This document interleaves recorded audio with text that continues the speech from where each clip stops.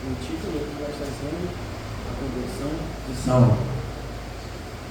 Aí no versículo 1 vai estar dizendo assim: E Saulo, esperando ainda ameaças e mortes contra o discípulo do Senhor, dirigiu-se ao sumo sacerdote.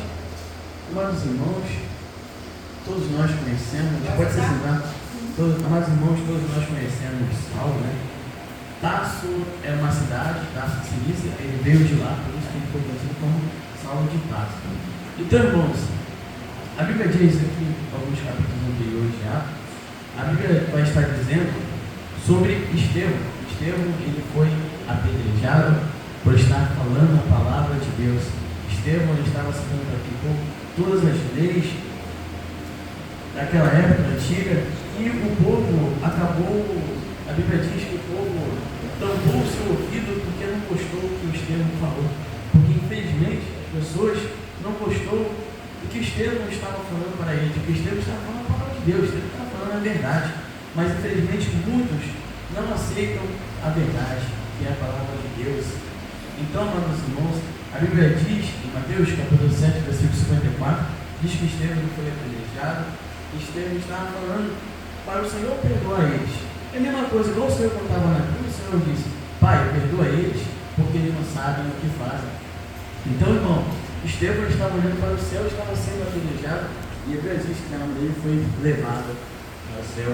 Todos nós temos o nosso Senhor e Salvador Jesus Cristo. Irmãos, aqui no capítulo 8, vai estar dizendo que logo após a morte de Estevão, Saulo, ele ameaçava a igreja de Cristo, ele pegava as pessoas que fugiam de Jerusalém e trazia de volta para Jerusalém, amados irmãos. Ele perseguia os cristãos. E a Bíblia diz que Deus, ele é a cabeça e o corpo é dele, irmão. Então, todos nós pertencemos a ele, amados irmãos.